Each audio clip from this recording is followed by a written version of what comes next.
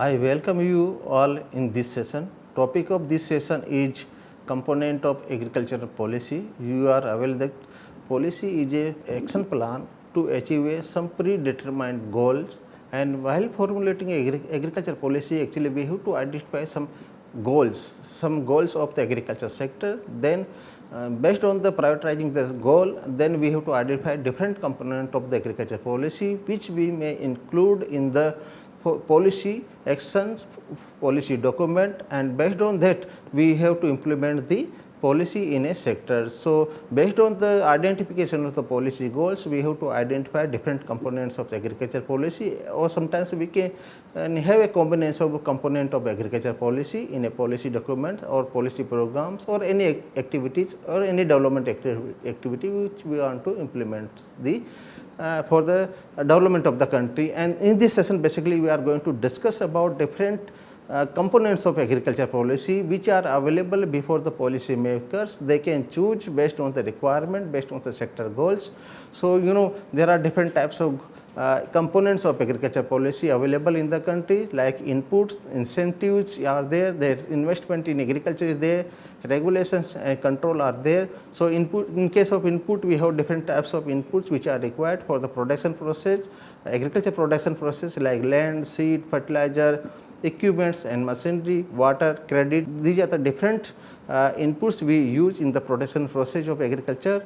Then we have different incentive components like price support components, the subsidies, tax incentives are there, the protection of the trade through tariffs is there, movement of goods also we can regulate in the country. So, these are the different incentives government can use as a component of agriculture policy. Then investment in agriculture is another very much a component which are very much helpful in the promoting to motivating the different sectors, farmers, the private companies in the production process, in the development process. Then regulation and controls like APFC Act, ECS, Essential Commodity Act, and the PFA Act. These are the different regulations we generally use in the policy process.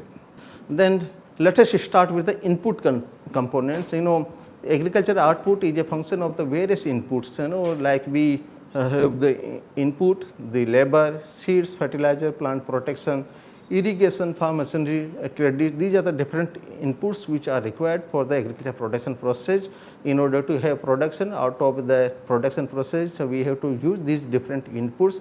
And the most important part or the requirement regarding the input component is that the availability of these inputs should be of the good quality, and also it should be available in the affordable prices. Actually, through the availability of the good quality inputs at the affordable price, we can improve our farm productivity, we can reduce the cost of cultivation. Then actually it also help in supplying of the agriculture production at the competitive prices. So, we can go for exports also. So, if the input cost is less, then we can provide the consumer goods at a low rate, cheaper rate. We can supply the raw material to the industry at a cheaper rate at a competitive prices. And the National Agriculture Policy also highlighted the input component, like they said that the soil testing and quality testing of fertilizer and seeds will be ensured, and supply of spurious input will be checked, and balance and optimum use of utilization will be promoted together with use of organic manures and biofertilizers to optimize the efficiency of the nutrient use. So, National Agriculture Policy also highlighted about the availability of the input, availability of the good quality input, and balanced use of the inputs. These are the 3-4 components the National Agriculture Policy also highlighted.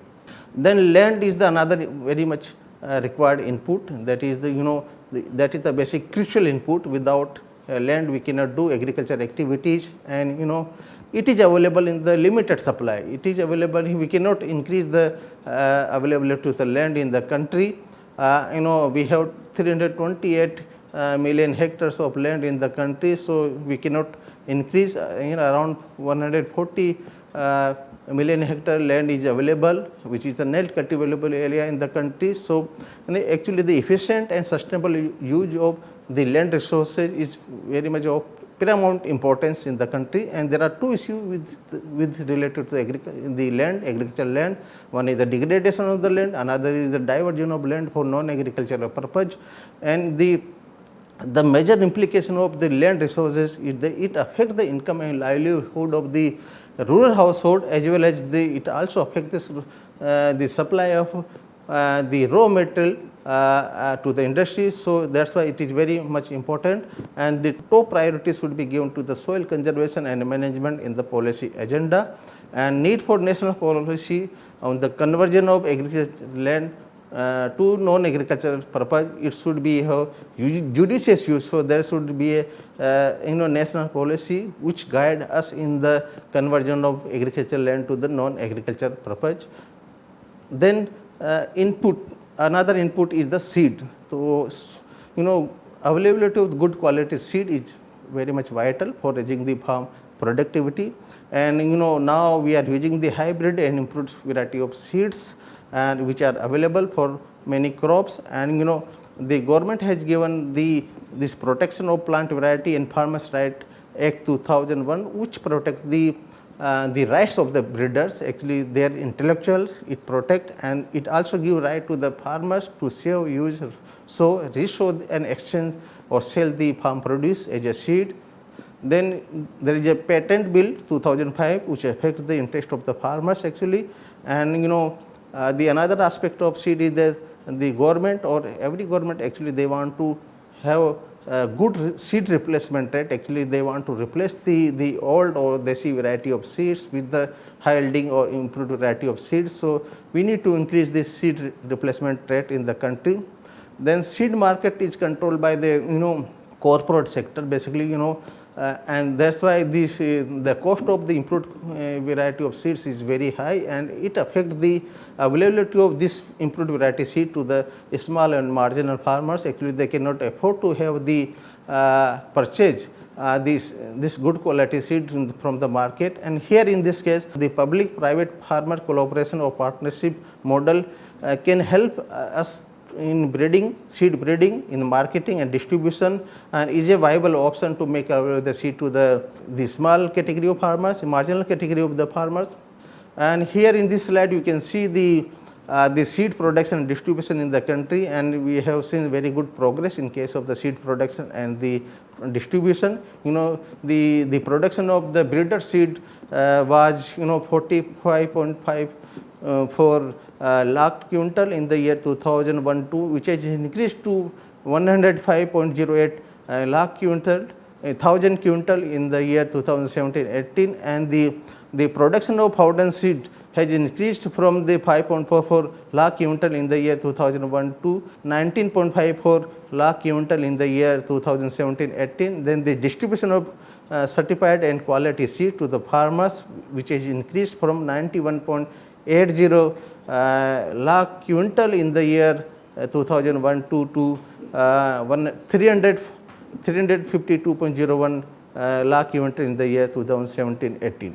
Then another input is the chemical fertilizer. Actually it has contributed a lot in the production of the agriculture, and particularly we have seen the green revolution, which was the combination of the high yielding variety seeds, irrigation and chemical fertilizers. And so chemical fertilizer was one of the important component in the green revolution, and use of larger dosage of chemical fertilizer is the only way to increase food grain and other agricultural production in the country, and government is subsidizing the fertilizer industry to make available the fertilizer to the farmers at the cheaper rate, at the subsidized rate. And the fertilizer consumption is also increasing over the period of time. It was only 1.9 kg per hectare in the year 2000 in the year 1960-61, and it has increased to the 128 kg per hectare in the year 2017-18.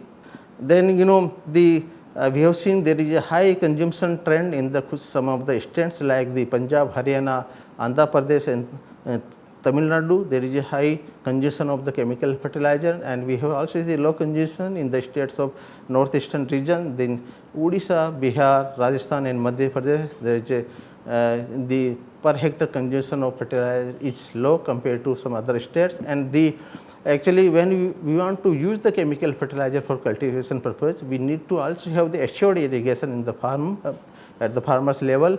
And there is another problem what we are facing in case of the chemical fertilizer is the imbalance application of three type of the chemical fertilizers like nitrogen, the phosphorus and potassium, and it actually adversely affects the soil fertility, and it increase the problem of the soil salinity in the crop. So that's why there should be proper balance use of the this chemical fertilizer. And there is a focus, the policy focus should be the minimizing the indiscriminate use of the and injudicious use of the chemical fertilizer, and particularly the nitrogen we are using in the more quantity than recommended sometimes. Farm implements are another implements which increase the efficiency of the farmers, which increase the productivity of the farmers, because agriculture is a seasonal activity, and within a week we have to do all complete activity like sowing. So the use of machinery very much required to increase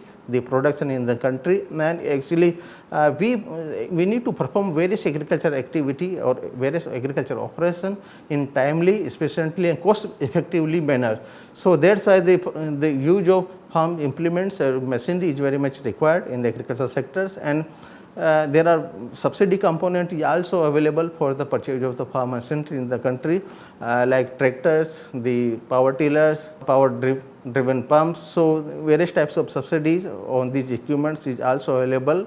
There is a penetration is also there in cost of this farm machinery and implements, and sometimes our problem is that around 80% of our land holding, our farmers are in marginal and small category, and they cannot purchase these equipments, the costly equipment, costly machinery, and for them we need to develop some institutional mechanism like we can form a self-help group for them. So in group they can purchase some machinery and they can share that machinery in their fields. And another aspect in case of the farm implement, we need to develop some machinery for a specific area like dryland agriculture or rain-fed agriculture, hill farming. We need to develop some R&D for developing some machinery for a special area like hill farming. And sometimes we have to also cater the need of the female farmers, because many of the activities done by the female farmers. So we need to develop the machinery which can be used by the female farmer also. Then irrigation is another input which we use, and we are increasing the potential of the major and medium types of projects. There is irrigation potential increase. And now we are focusing on the minor or micro irrigation types of activities and to increase the area under the irrigated crops or irrigated area. And there is also focus on the rural electrification, because to lift the water, to lift the groundwater for irrigation purpose, we need to provide the electricity to the farmers. And there are some problems that, like in some of the area we are extracting, we are taking more water than the recharge. So there should be proper policy to stop to have sustainable use of the irrigation water. So we need to stop the excess withdrawal of the water from the ground sources. And the area under the micro irrigation is also increasing over the period of time. Now we have 102 lakh hectare area under the micro irrigation. That is a very good sign for our cultivation. And we can divide the total area or agriculture area into three categories. One is the wholly irrigated area, which is 515 lakh hectare in the country, and then partially irrigated area, which is 247 lakh hectare in the country, and then we have wholly unirrigated area, which is 649.43 lakh hectare as per the census 2010-11. This slide shows the irrigated area by different source of irrigation, and we have seen the tube well is the major source of irrigation in the country, and 45% of the area is irrigated by the tube well, and the canal is another important source of the irrigation in the country. 26% area is irrigated by the canal, and the tank and there are other sources are also there for the irrigation purpose, and total area under the irrigation is 64,000 hectares in the country. So, area under irrigation is also increasing over the period of time. Now, we will move to the another very important input, which is the farm credit. Actually, agriculture is the priority sector in the country, part of priority lending, and we need to have finance available with the farmers. You need to purchase the costly input, costly machinery, and developing farm resources, developing land resources, and therefore the availability of finance or credit is very important in the agriculture sectors. And there are three types of credit requirement at the farmers land. One is the short term credit requirement, another is the long term or medium term credit requirements, and we need to fulfill the all type of credit requirement of the farmers.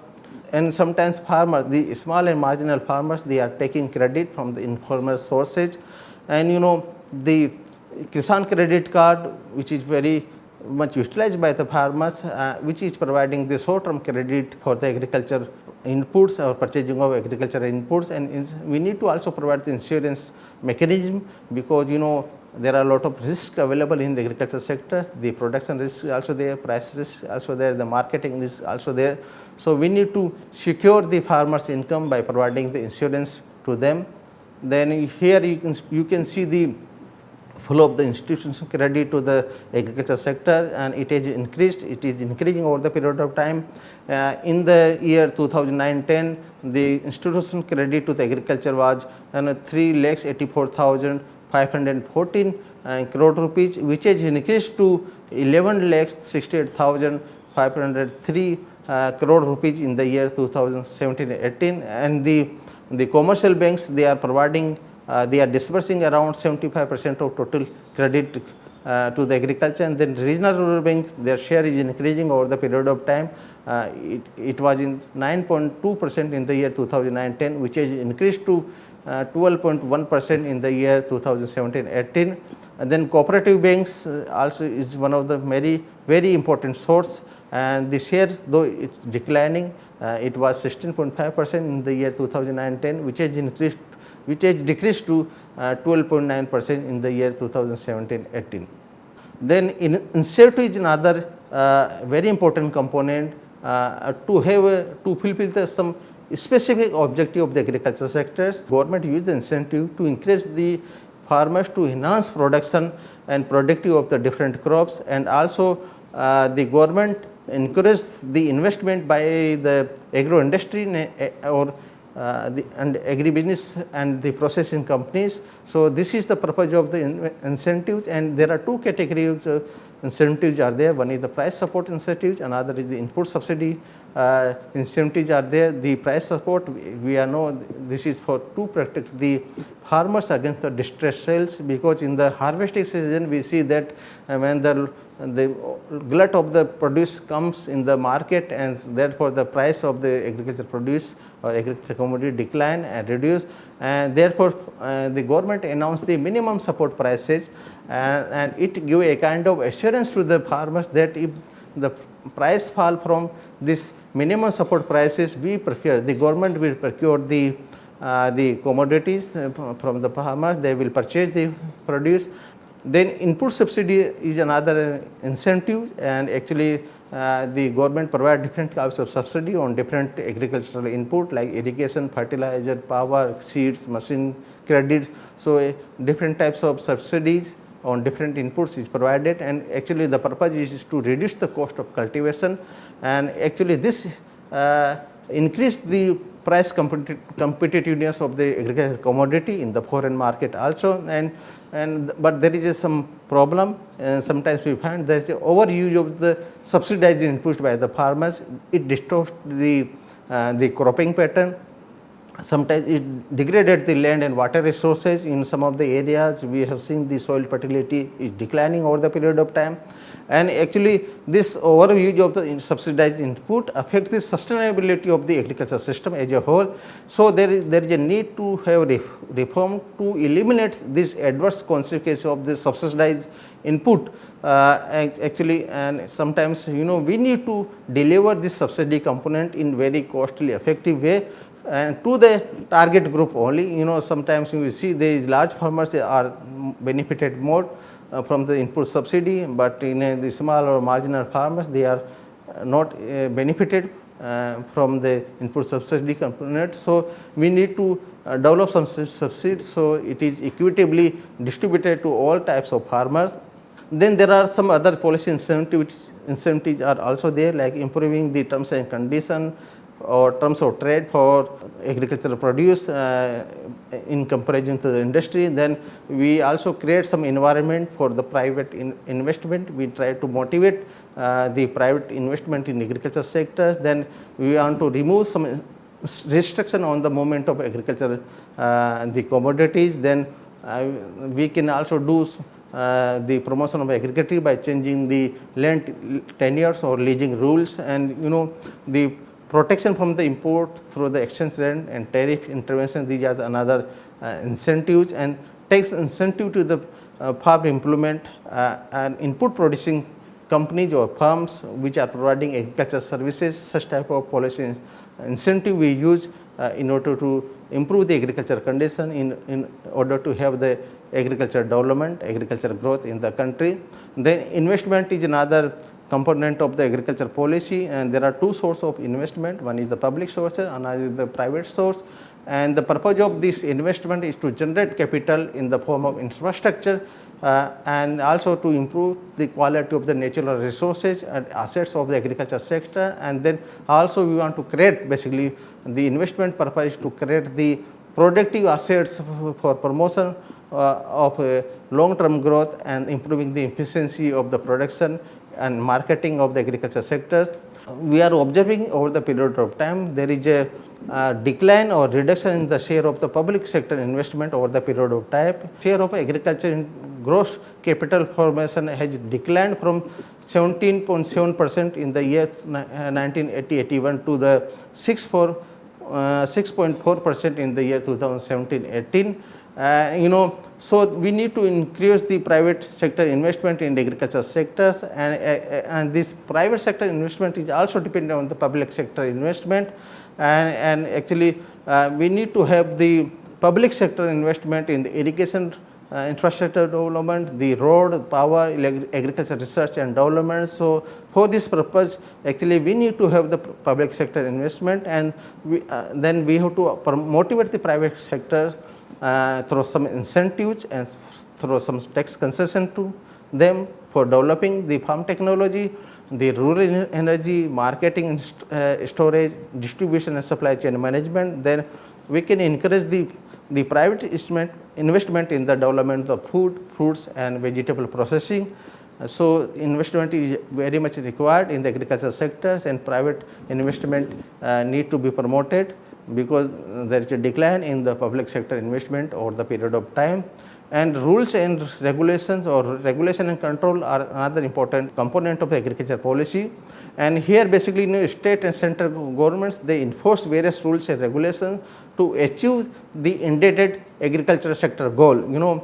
So here both the central government and the state government, they frame some rules and regulation. The objective is to obtain the agriculture sector goals, and there are different types of regulations are there which are implemented by the state government and central government, and basically they restrict the movement of agricultural goods and across the states. Then they empower the government to intervene in the agriculture market. There is a increase in the price of onions, so government intervene in the market by importing the onion from the other countries. So they empower the government to intervene in the agriculture market. Then they also control, they provide, they empower the government to have import and export of agriculture commodities. Then they also make the public procurement of agriculture commodities. So these are the different regulations which are used by the different government.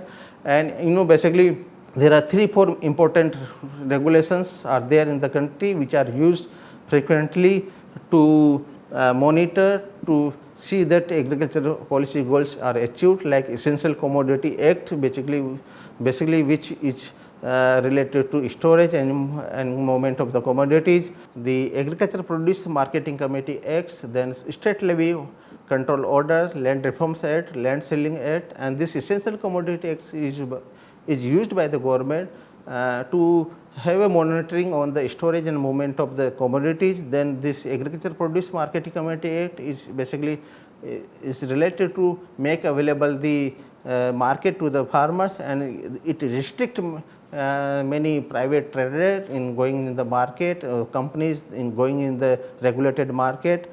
And the state levy control order is basically sometimes the government procure a certain portion of the rice from the rice millers, and then we know about the Land Reforms and Land Selling Act to give the right of the land to the farmers.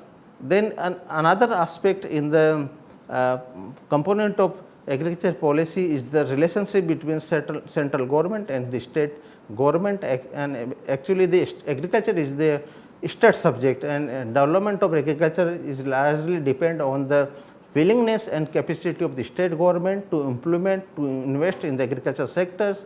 And the capacity of the state also depend on the revenue generation from the state government in terms of the national state domestic product and tax rates collection from the tax rate collection from the state. And then here in the investment, the investment also done in varying rate over the period of time, and or the states, different states have different capacity to invest in the agriculture sector, and central government takes crucial decisions related to the credit, input, output, pricing, research and extension in agriculture sector, and they also do some direct investment activities under various central sector schemes, like we have Rashtriya Krishi Vikas Yojana, which is completely funded by the central government. Then this central government policy of economic policy also affect the revenue of the state government. Their earning capacity is also affected by the economic policy of the central government, which ultimately affect the state capacity to invest in the agriculture sector. So actually the both state and central government, they have to work in integrated and coordinated manner to improve the agriculture conditions, to improve the investment possibility in the agriculture sector. So the state should also prepare their agriculture related programs, schemes, action, keeping in view the national policy goals. And the here the National Commission on Farmers, they recommended that agriculture should be in the concurrent list of the constitution actually, so that we develop the agriculture sector as a single market for whole country, and the issues related to the prices, production, diversifications and etc. could be examined by the central and state government in participatory modes. So we should have a proper link between the state government and the central government to develop the good policy for agriculture sectors. And now we can sum up this session that different components of agriculture policies like inputs, the incentive, investment and regulation and controls are there. We need to have a judicious use of this different component to frame the good agriculture policy, and the inputs like land, seed, fertilizers, the irrigation, the farm implement and the farm credit should be made available to the farmers in a timely manner, in a cost effective manner at affordable prices. And then the governments also should provide the different price and non-price or subsidy based incentive to the farmers, and there also have some rules and regulation control actually in the movement of goods, in the storage of good, in broadening the market for the agriculture sectors. That is also very much required, and that's why a holistic components should be included in agriculture policy, so that we have overall economic development and agriculture development in particular. Thank you.